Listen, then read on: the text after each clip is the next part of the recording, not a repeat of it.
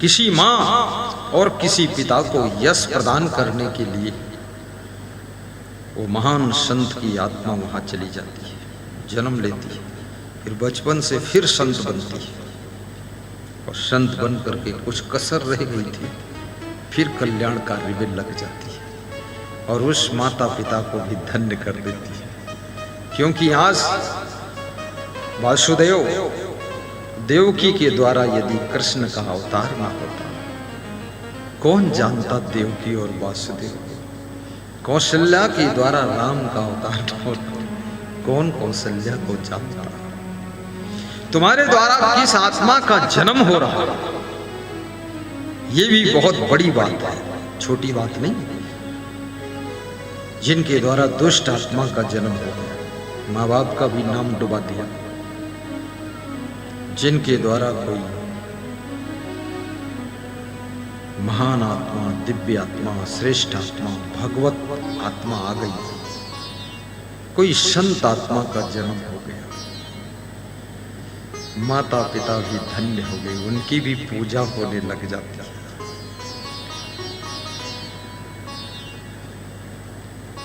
इसलिए धरती जब हजारों साल तप करती है, तब कोई ऐसे दिव्य लाल का जन्म होता है। हर माता पिता को ये ध्यान लगाना चाहिए और गुरु का प्रवचन सुनना चाहिए, भक्ति करना चाहिए। जो भी सुमिरन करना वो करो, तो उससे तुम्हारे घर में 90% उम्मीद है कोई दिव्य आत्मा आकर जन्म लेगी। जिस समय मां गर्भावस्था में आने की तैयारी कर रही हो, उस समय उसको सत्संग में ध्यान देना चाहिए, गुस्सा नहीं करना चाहिए, रोना धोना भी नहीं चाहिए, टेंशन नहीं करना चाहिए, आराम से रहिए, शांति से। उस समय अपनी बहू को सताइए भी मत, झगड़ा झंझट मत करिए, फालतू से तकरार करना, बात लड़ाना, उसके ऊपर काम का लोड भी बहुत डालना उचित नहीं। थोड़ा उसको रिलैक्स लेने दो। आपके घर में एक नई आत्मा आने वाली है, बहू को संभालिए। आपके घर का भविष्य आ रहा है, घर का भाग्य आ रहा है। हर सास ससुर का धर्म है कि बहुओं को दुख न दे। कितनी सासुएं भी बहुत खतरनाक है, अंधाधुंध लट्ठबाजी करती, देखती नहीं, सुनती नहीं, समझती नहीं, बड़ बड़ बड़ बड़ बड़ बड़ बड़। और कितनी बहुएं भी खतरनाक है, वो भी नहीं सोचती है कि हमको कितना गंभीर रहना चाहिए। हर बात का जवाब पटापट दे रही है, बात पर बात लड़ा रही है। अपने से बड़ों से कभी बात नहीं लड़ाना चाहिए, अब बात का जवाब बार बार नहीं देना चाहिए। आपको पसंद नहीं है तो भी चुपचाप सुन लेना चाहिए। ये जिसमें गुण है वो व्यक्ति अपने घर को स्वर्ग बना सकता है और जहां रहेगा वहां अपना अस्तित्व और व्यक्तित्व जमा सकता है। बात लड़ाने को तुम किसी से लड़ा सकते हो, केवल बात से काम नहीं चलेगा। केवल मनुष्य ही बात करता है, पशु पक्षी कीड़े मकोड़े कोई बात करते ही नहीं। न उनमें कोई भाषा है, अंग्रेजी, हिंदी, उर्दू, अरबी, फारसी और ये वो दुनिया भर का। बस उनका तो एक ही है, टू टा टी ऊ, बस यही बोलते। उनका सारा काम चल जाता है।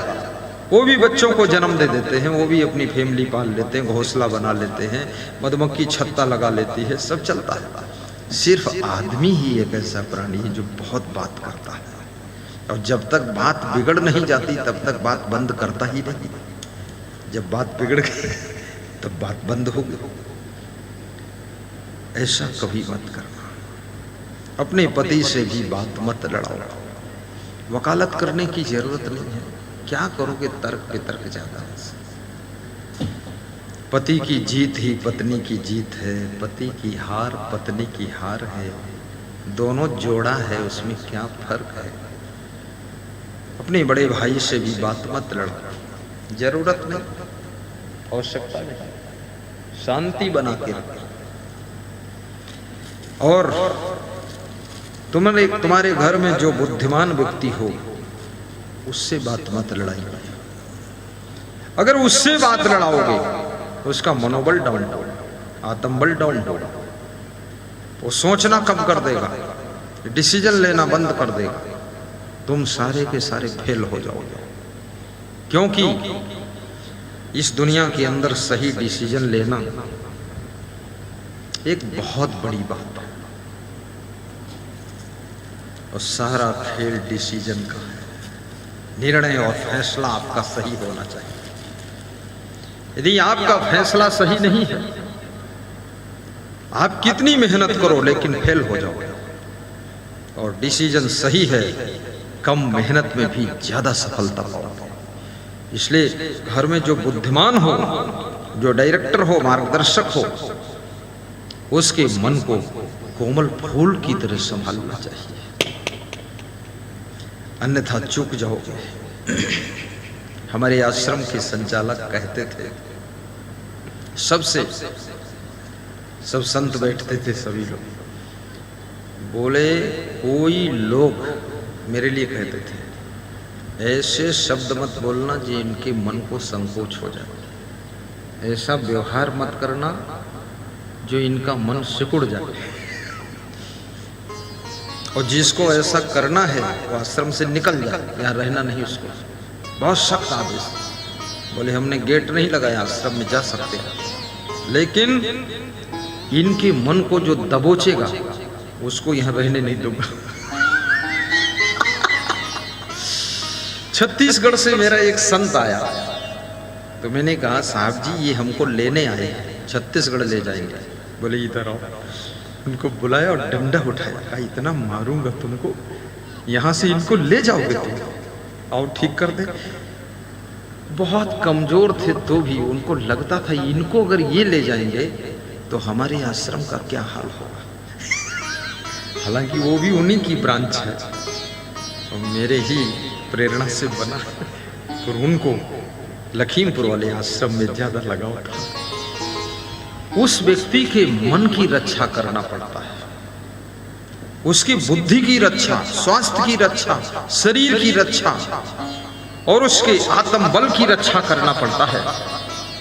जो बहुत ब्रिलियंट इंटेलिजेंस व्यक्ति होता है, जो हर चीज में बड़ा कुशल है, बुद्धिमान है, उसको बहुत संभाल के रखना पड़ता है। याद रखना, सोना चांदी खो जाए तो कोई गम नहीं, लेकिन वो व्यक्ति कहीं खो गया तो समझ लो जो है उसमें भी कोई दम नहीं, उसमें कोई दम नहीं। राजनीतिक पार्टियों में भी उसको संभाल कर रखो, जोश खरोश में मत रहो। हाई कमान हो चाहे जो कमान हो, कमान उमान सब फेल हो जाएगी। आपकी पार्टी केवल हाई कमान से नहीं चलती है, आपकी पार्टी के अंदर भी बहुत सुयोग्य लोग हैं, उनके द्वारा पार्टी जीतती है।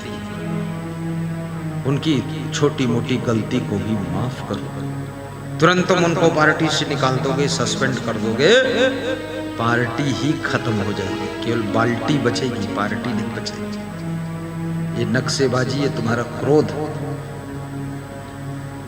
क्योंकि पार्टी का हर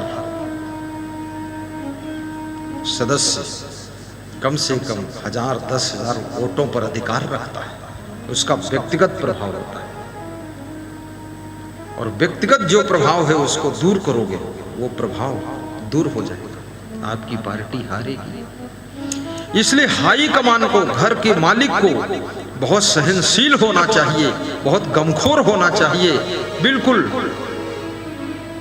सब तरफ से कुछ ऊंचा नीचा हो जाए, गरम नरम हवा आए, सब गम खाइए, झेल लीजिए, तो ही सफलता मिलेगी।